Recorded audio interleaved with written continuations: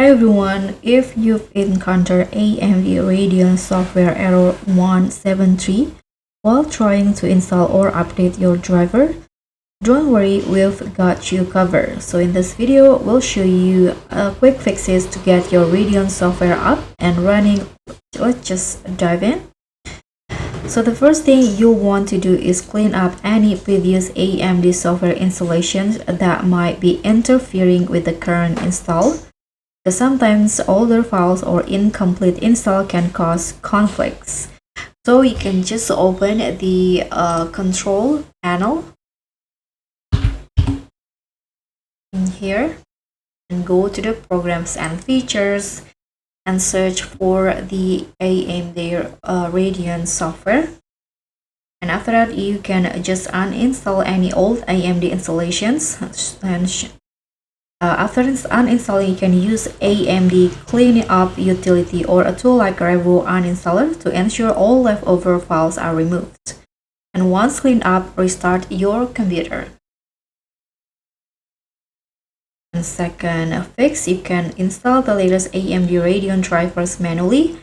So we'll manually install the latest drivers. You can just open your browser and go to the AMD drivers and support page in here,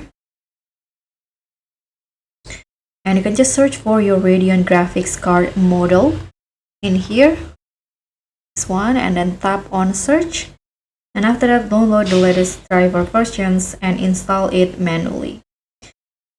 After installations, restart your computer again.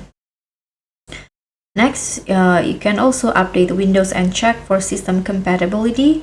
Another quick fix is to ensure your Windows OS is fully updated, because AMD software often requires certain system updates to function properly.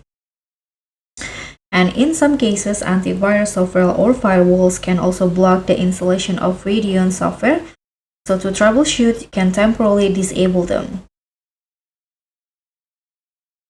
So you can just open the Windows security and disable the real-time protections or firewall.